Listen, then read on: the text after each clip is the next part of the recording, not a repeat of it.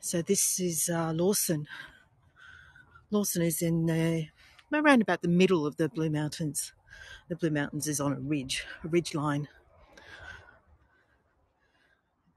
It's currently 13 degrees Celsius here, and just coming up to 1 p.m. We're about 1 degree away from our maximum. So you might be able to see right over there, that's the main highway that traverses the Blue Mountains. And there's a water tank, water reservoir dominating the hill over there.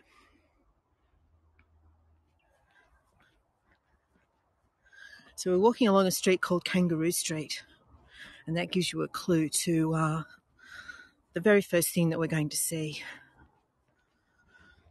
We're walking alongside some bushland here at the moment with mainly native Australian plants.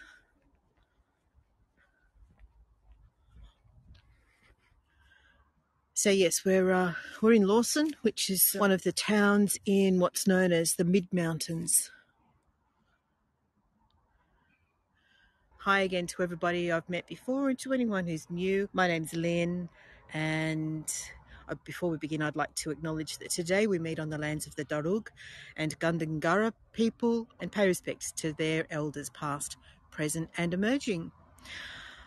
So where we're standing right now is actually an ancient Aboriginal site. Sadly, it has worn, it's deteriorated quite badly. We're going to see if we can make out the outline of it. And for anyone who does geocaching, this is a geocaching site as well, but I'm not going to go looking for any geocaches today. So we're going to move over here. I know where the carving is located. It's just a case of whether we can actually see it or not.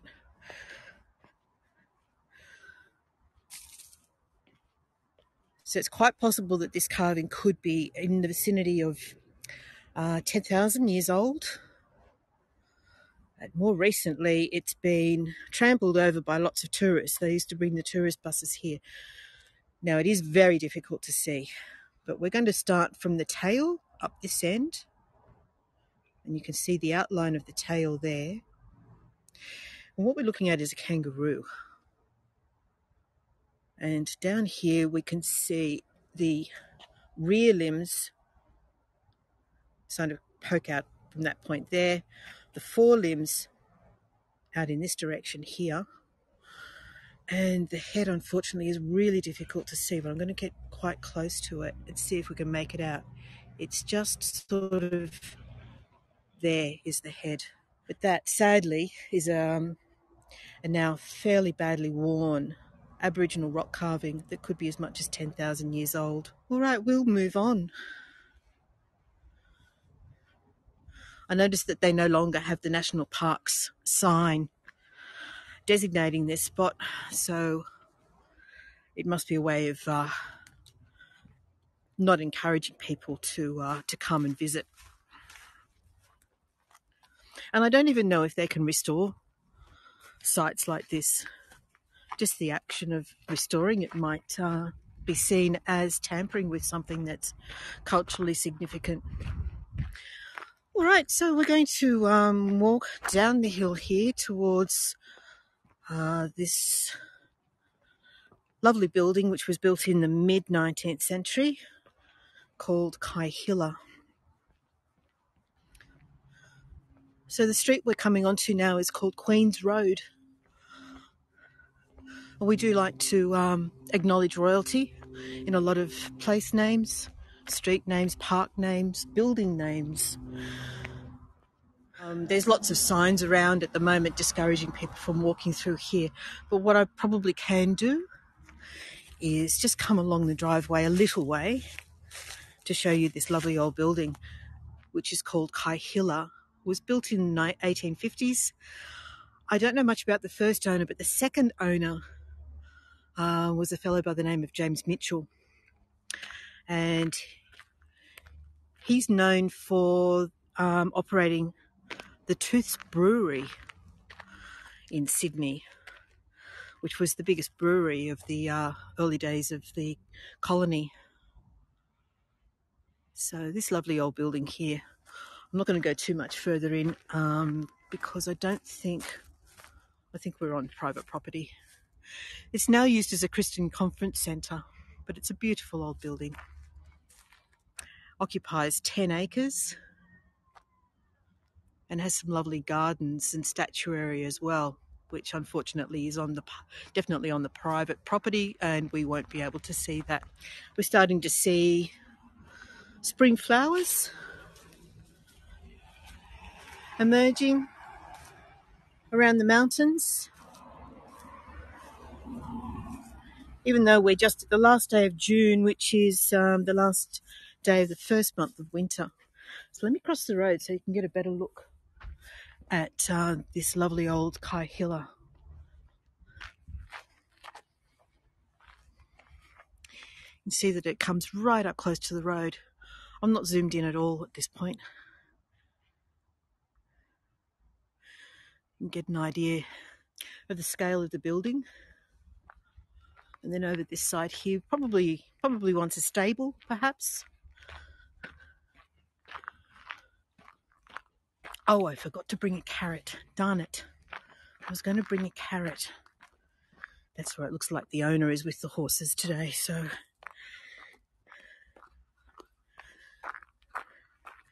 I'm sure they're being well looked after. We have a couple of resident horses here using the kaihila fields. Oh, they've got lots of hay. Look at them. I think they're very happy. Hello there.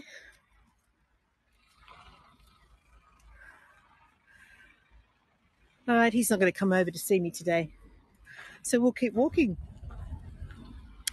Allow me to show you the lovely houses along this road. Queen's Road is considered the dress circle of Lawson, the place where you'll find the grandest houses in the suburb. And they have a spectacular view over Sydney. You can actually see, in good conditions, you can actually see the city skyline. When we get to a point about 200 metres ahead, I'll show you. We'll see if we can see the city from here. So I did this tour when we first moved back to the mountains from Sydney back in April. And we just had weeks and weeks of torrential rain. That driveway there was a bog. So as I mentioned earlier, Lawson is one of the towns in what's known as the mid-mountains. There's 3 quite distinct areas in the Blue Mountains: lower, middle and upper mountains. Katoomba and Leura, which are the popular tourist destinations, are in the upper mountains. And we in Lawson tend to get overlooked by the tourists, which I'm not complaining about at all. Katoomba can get very crowded and very busy.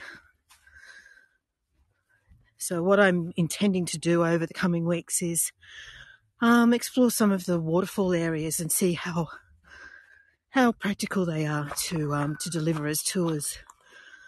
We have 2 waterfall circuits in Lawson, south and north, both of which have 3 or 4 waterfalls. But there's a lot of steps involved and a bit of scrambling over rocks, so I'm not sure how practical it's going to be to deliver for you. I will do my best though. So the first tour I did back then in April, I did as a sunrise tour. It was quite spectacular. And I hope to do that again over the coming weeks as well. So the Blue Mountains as a residential area, or as an occupied area, sits on a ridgeline. And at this point here, you can actually see the dramatic fall away in elevation. Lawson's at around about 730 metres elevation, which I think is about 2,200 feet maybe. And Hazelbrook, which is just down there below us, is under the 700-metre mark. So there's quite a difference between the two neighbouring suburbs. Looking out over in that direction, it's a bit hazy at the moment. I'll zoom in though, and we'll see if we can see any of the buildings of Sydney over there in the distance. They're fairly indistinct, but that's the direction. Sydney's in that direction, around about 90 kilometres from here. So let's get into a different position just up ahead for a slightly different view. And I'll show you some more of these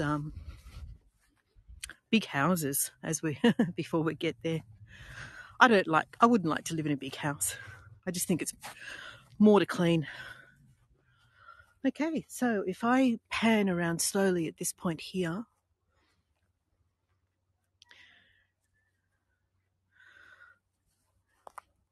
you can see the view that these people that live behind me have got a stunning view.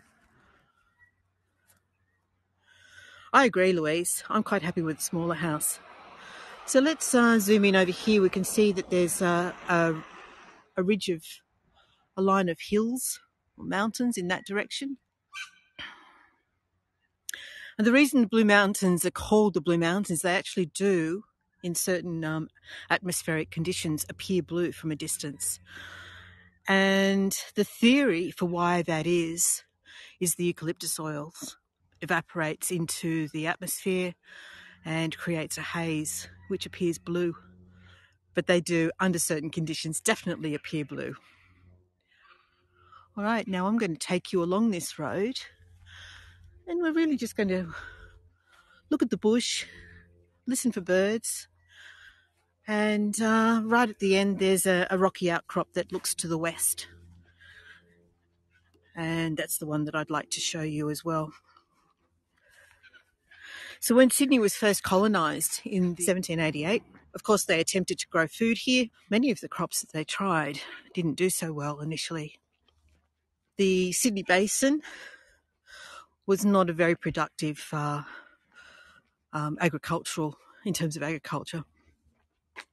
And many parties attempted to cross the Blue Mountains. I'll just cross the road here and show you the wattle that's starting to come out and appear in the bush. So we have hundreds of different species of wattle in Australia.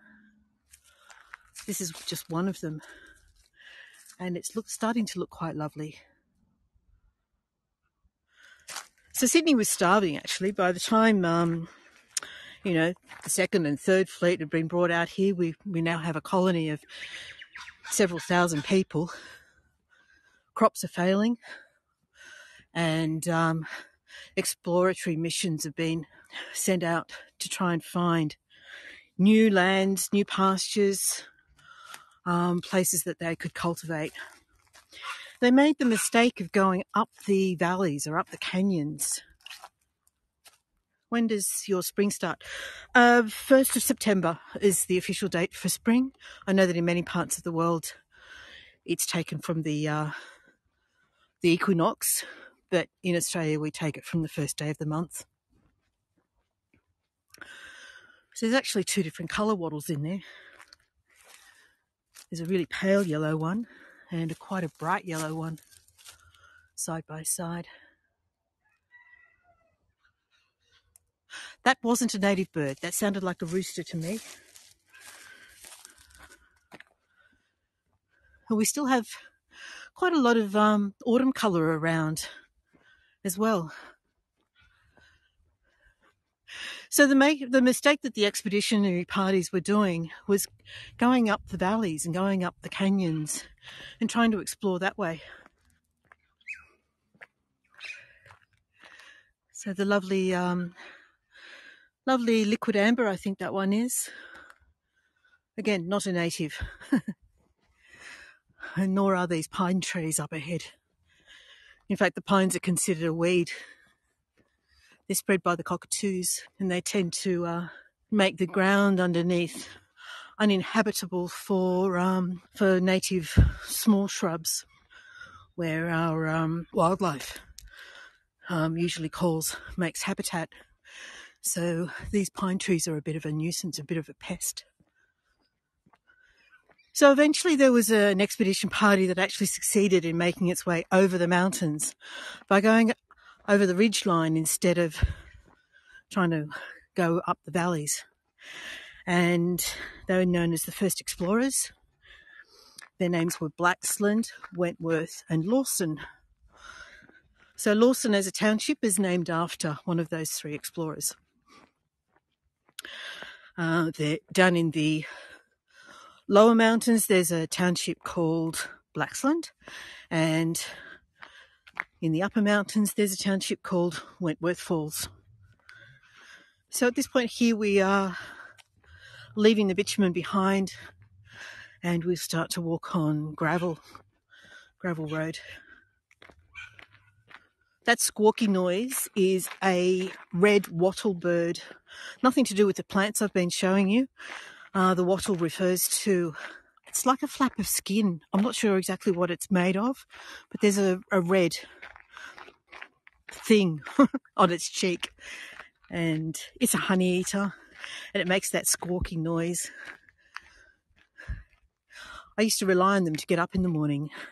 We used to have a couple that nested in our front yard, right outside my bedroom window, right at sunrise. So it was the perfect alarm clock for me. So up ahead, what we're going to see over here is a really, really large banksia tree. Actually, there's a different kind just on my left before we get to that one. So here's one banksia. Anyone who's been on my tours over the last few days down in the Northern Beaches is probably familiar with me stopping and looking at banksias. So you can probably tell I quite like them. And the birds love them. So that's a young banksia flower. This is quite a reddy orange one. And then as the flower ages, it turns into a seed pod that looks like this. That's the actual seed pod there. But note the leaves on this one, and I'll show you the difference between this one and one that is up ahead on the right. Completely different leaves. I'm going to explore this as a potential tour over the coming weeks as well. It starts out quite steep, so I'm not sure if I'm going to be able to do that one or not, but it does head down to a lovely waterfall. I have to have a go and see if it's something that I can do. And this is the other banksia over here. Let me just give you an idea of the size of the tree first before I get in up close. So this is another banksia tree. We have one right beside our front door. I can't see any of the young flowers on this one, but look at the leaves. Completely different to the one we just looked at. And the seed pods on this one, this gives you an idea what the seed pod looks like. And they only germinate after fire. So, yeah, I'm not seeing any of the young flowers on this one.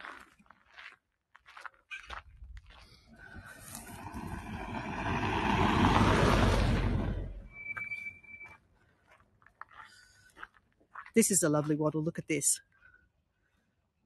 You can really see the little puffs of yellow coming out. It's so lovely. And they say that on any day, on any given day, there will be a wattle in bloom somewhere in Australia. We have so many varieties and they all flower at different times of year. It's quite narrow. There's not many people live down the end of this road. I think there's only 4 houses. So we walk for quite a long way without seeing anything. We won't see the houses. And then about another 2 kilometres past that, there's a gate. And right out at the end, there's 4 houses. People who like to live remotely. All right, so we're starting to get a glimpse of the western view from here. But I'm heading towards a bit of a rock platform.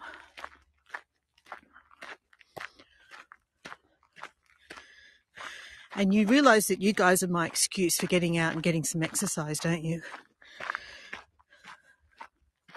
You might be able to hear me huffing and puffing a little bit, which is a real indication that I'm in need of some exercise.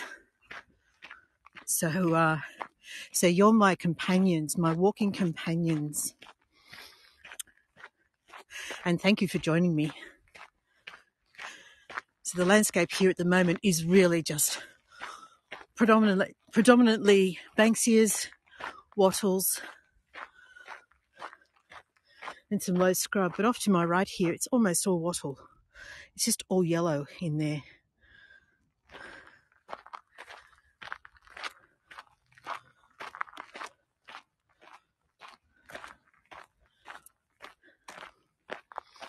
Now I'm looking for a path that heads in onto my left. And it's not easy to find. It's not maintained. You kind of have to hunt around for it.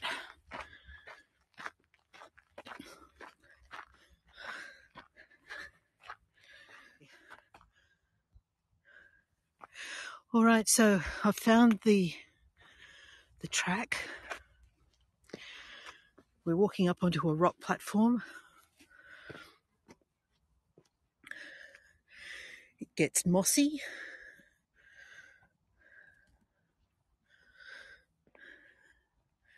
And this is called Sunset Rock. You know what that means, don't you?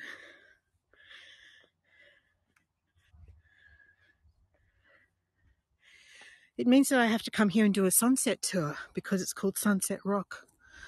So now that I know how long it would take to get here, and that I've got a great signal, again, I've got no excuse, have I? I have to make sure I do a sunset tour. So what we're looking out on here, obviously it's a bit of a dull day. We're expecting rain for about the next week.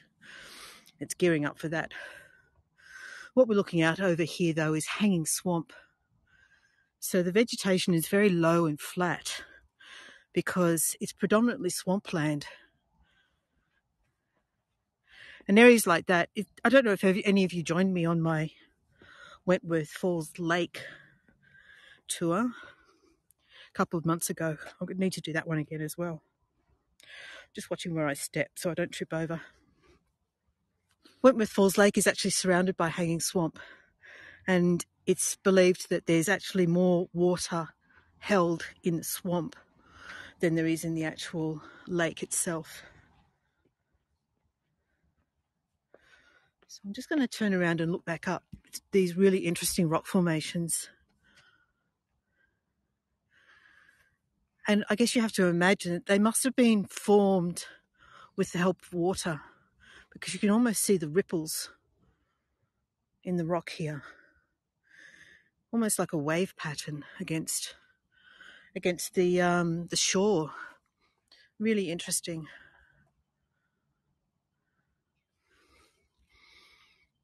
So I'll just slowly pan around again. I'm trying to figure out what that bird is that I'm hearing.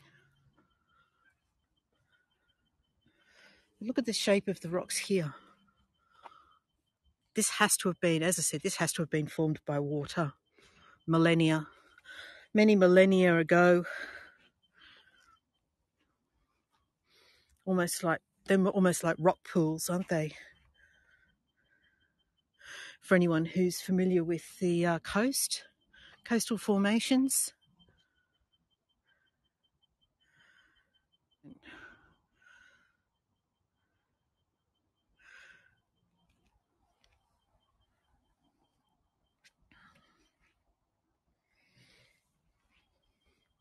There's another location not very far from me called Lincoln Rock. It used to be known as Flat Rock, but Lincoln was a climber and it was named after him. And it's even more impressive than this one. Another one for my must-do list.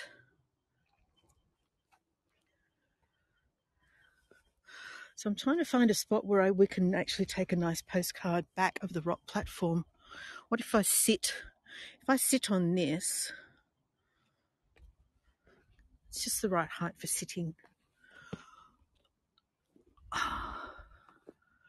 Okay, so we can look up this way. So that's looking towards the north. And you can actually see we're actually just looking at the tops of treetops here. So it falls away quite dramatically. And I'm fairly certain there's a geocache here as well. Something I have had a go at, and I've looked at the map, but I'm not very committed. Should get Dan King onto one of my tours and help me find some of the geocaches, shouldn't I? I think someone's had a fire here. Looks like bits of charcoal on the ground next to me. So I don't know if people are using this as a spot for an impromptu fireplace. Let's go over here. Carefully, very carefully, we'll go over here. Now, you know that if you look at the map in the left-hand corner, you can see exactly where I am. And that's important so that if I fall over the edge, you guys can call the authorities and let them know where I was before I fell. Deal? Let's have a look at these rocks here. So you might be able to see through the trees there, the rock face. I'm going to try looking down. It is actually not unstable at all. It's quite stable here. But I'm actually going to, oops, wrong way. I'm going to lean just my gimbal out over the edge. Not me, just the gimbal. I'm standing well back. So you can see what the forest floor looks like from up here.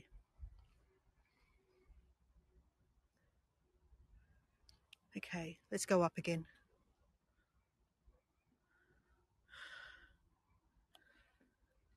It's so quiet.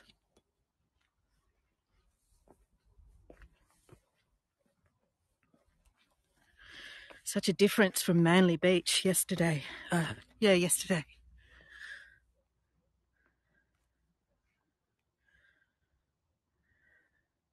Here we go. And like yesterday when we were down at Queenscliff, I recall someone was a little nervous there. I'm standing about 3 meters back from the edge, so I'm not in any danger. There's there's numerous birds around this area. They're just hiding at the moment. They're being very quiet. Normally I can see cockatoos flying above the forest. Normally I can hear magpies and currawongs, kookaburras, and the small birds, the little fairy wrens. But for some reason they're just being very quiet at the moment. Perhaps they're having a midday rest.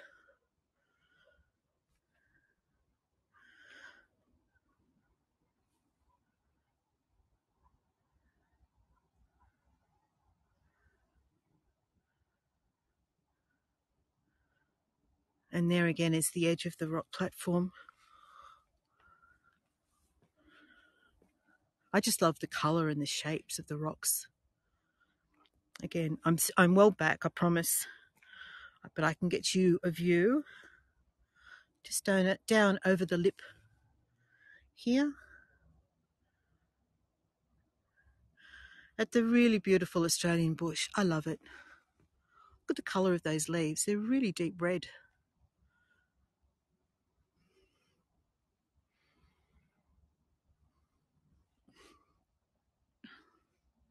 All right, there's not really anywhere that I can go from here rather than clambering through the bush, and I don't actually want to do that. It's there's no marked trail at this point, so we'll just go back the way we came. Look at the moss here, the colour of the moss.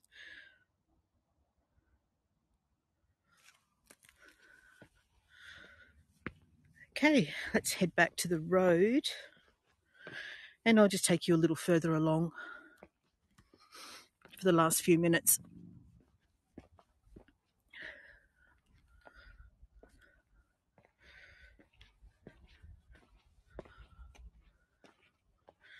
All right, back up this way.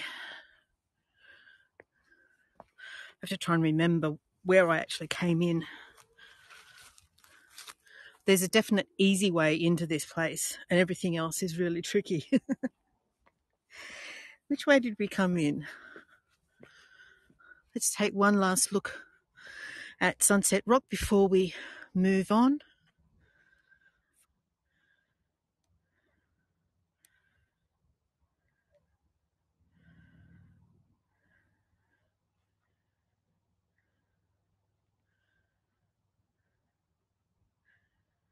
There we go.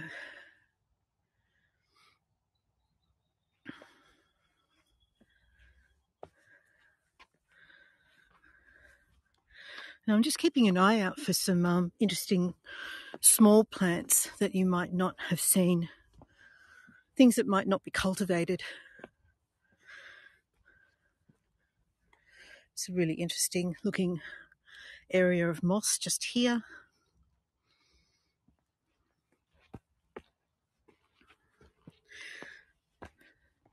This is a lovely little plant. The flowers on it are tiny. They're so small.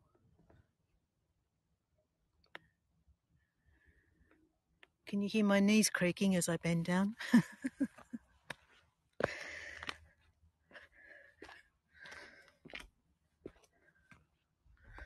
Right, I think this is the way I came in. In any case, I can see a car out there, so I know I'm heading in the right direction. Ah, yes, here we go.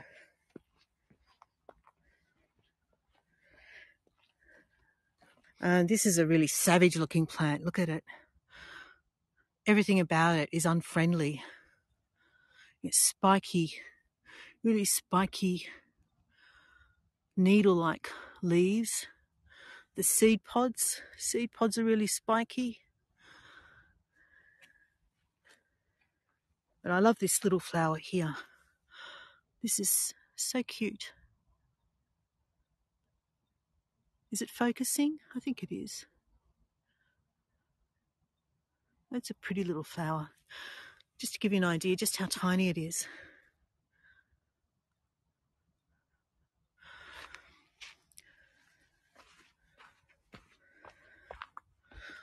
Okay. We'll just go a little further along the road, and then I'll find a spot to farewell you all you lovely people that join me for a walk, a get fit walk. I get the heart moving. Oof.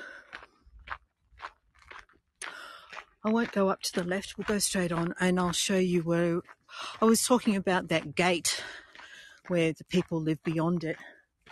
It's just up ahead up here.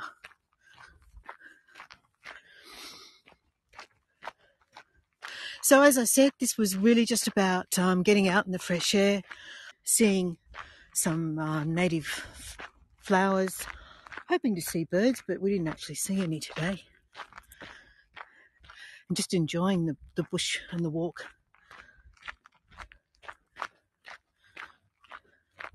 Lots of wattle coming out. And I don't know where all the birds are hiding.